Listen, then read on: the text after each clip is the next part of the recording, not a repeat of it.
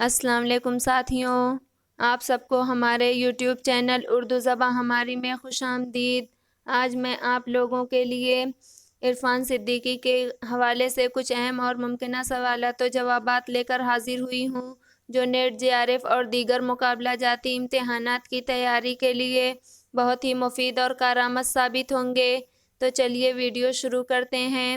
ہمارا پہلا سوال ہے، کر گیا روشن ہمیں پھر سے کوئی بدر منیر، ہم تو سمجھے تھے کہ سورج کو گہن لگنے لگا۔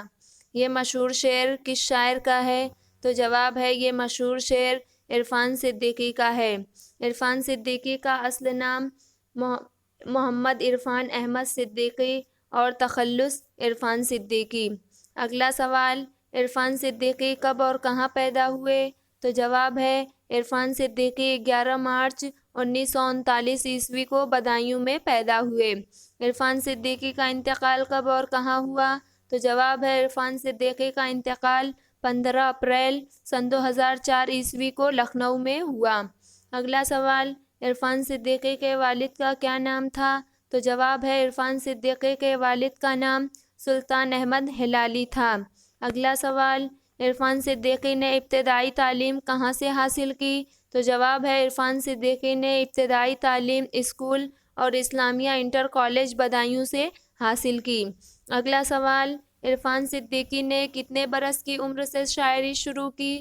تو جواب ہے، عرفان صدیقی نے 9 برس کی عمر سے شاعری شروع کی۔ اگلا سوال، ہم کہاں کے یوسف ثانی تھے لیکن اس کا ہاتھ ایک شب ہم کو بالائے پیرہن لگنے لگا۔ اس شعر میں کون سی صنعت کا استعمال ہوا ہے؟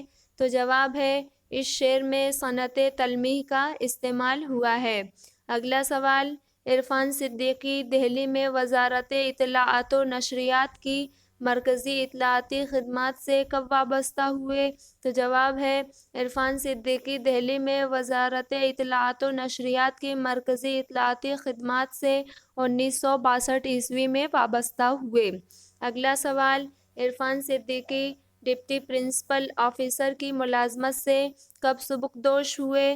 تو جواب ہے، Irfan Siddiqui deputy principal officer کی ملازمت سے 1997 میں سبکدوش ہوئے۔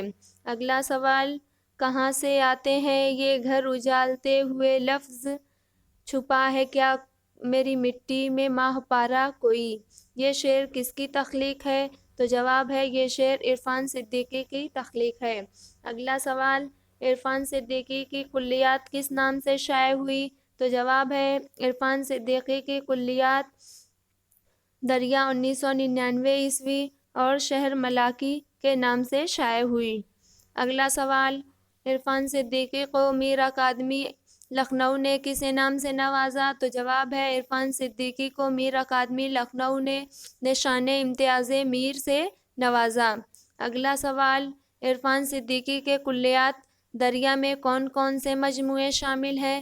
تو جواب ہے، عرفان صدیقی کے کلیات دریا میں شامل مجموعے کینوس 1978، شب درمیانی 1984، 7 سماوات 1992، عشق نامہ 1997۔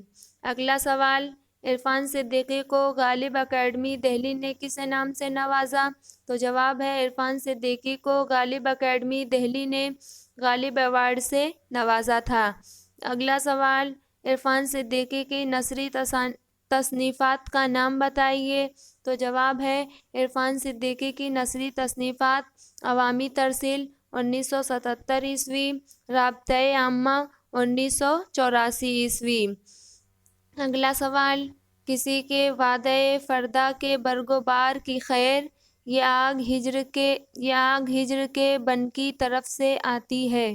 اس شعر کے خالق کا نام بتائیے۔ تو جواب ہے، اس شعر کے خالق کا نام عرفان صدیقی ہے۔ اگلا سوال، عرفان صدیقی نے کالی داس کی کتاب ریتو سمہار کا اردو میں منظوم ترجمہ کس نام سے کیا؟ تو جواب ہے، عرفان صدیقی نے کالی داس کی کتاب ریتو سمہار کا اردو میں منظوم ترجمہ مترم سنگھار کے نام سے کیا۔